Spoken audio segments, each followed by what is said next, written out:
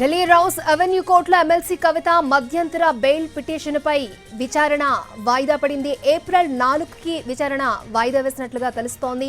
కుమారుడి పరీక్షల దృష్ట్యా బెయిల్ ఇవ్వాలని కవిత విజ్ఞప్తి చేశారు. ఏప్రిల్ 16 వరకు మధ్యంతర బెయిల్ ఇవ్వాలని కోరారు. దీనిపై కవిత తరపు లాయర్ అభిషేక్ మను సింఘ్వి వాదనలు వినిపించారు. మధ్యంతర బెయిల్తో పాటు రెగ్యులర్ బెయిల్ కూడా ఇవ్వాలని కోరుతున్నారు.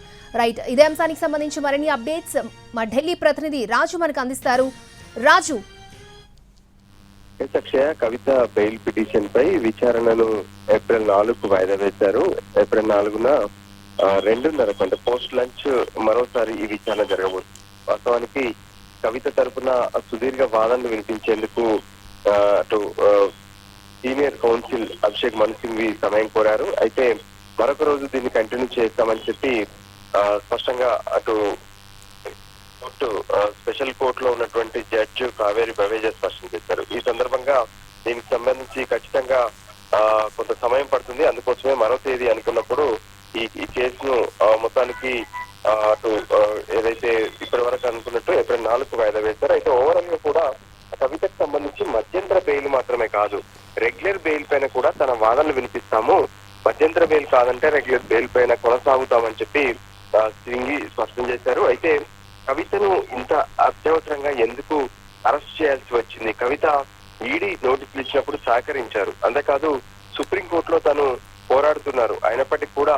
కావాలనే ఈడీ అరెస్ట్ చేసే ప్రయత్నం చేసింది. ఎక్కడా కూడా ఎఫ్ఐఆర్ లో అంటే ఢిల్లీ లిక్కర్ కేసుకు సంబంధించినటువంటి ఎఫ్ఐఆర్ లో కవిత పేరు లేదు. అరుణ్ రామచంద్ర పిల్లై బుచ్చిబాబులు చెప్పారని చెప్పి కవితను అరెస్ట్ చేశారు. కానీ అరుణ్ రామచంద్ర పిల్లై మొదట్లో ఇచ్చినటువంటి ఏ స్టేట్మెంట్ లో కూడా కవిత పేరు లేదు. తను చివరగా ఏదైతే కవిత పేరు ప్రస్తావించారో ఆ తర్వాత వెంటనే తాను తన స్టేట్మెంట్లన్నింటినీ వెనక్కి తీసుకుంటానని చెప్పి ఏదైతే రౌజేని స్పెషల్ కోర్టును కూడా ఆశ్రయించారు. సో వీటన్నిటిని ఖచ్చితంగా కోర్టు పరిగణలోకి తీసుకోవాలి, కవితకు మధ్యంతర బెయిల్ మంజూరు చేయాలి, లేదంటే రెగ్యులర్ బెయిల్ కూడా మంజూరు చేసేందుకు తమ వాదనలు కొనసాగుతాయని చెప్పి సింఘ్వి స్పష్టం చేశారు. అయితే అన్ని రకాలుగా ఆధారాలు, అన్ని రకాలుగా ఈ కేసుకు సంబంధించినటువంటి విచారణ మేము కొనసాగించామని చెప్పి ఈడీ తరఫున వాదనలు వినిపించారు. అయితే ఈడీ ఇంకా పూర్తి స్థాయి వాదనలు వినిపించలేదు. సో ఈ కేసుకు సంబంధించి ఏప్రిల్ 4వ తేదీనే పూర్తి స్థాయి విచారణ కవిత బెయిల్ మ్యాటర్ పైన జరిగే అవకాశం స్పష్టంగా కనిపిస్తుంది. అక్షయ. ఓకే రాజు.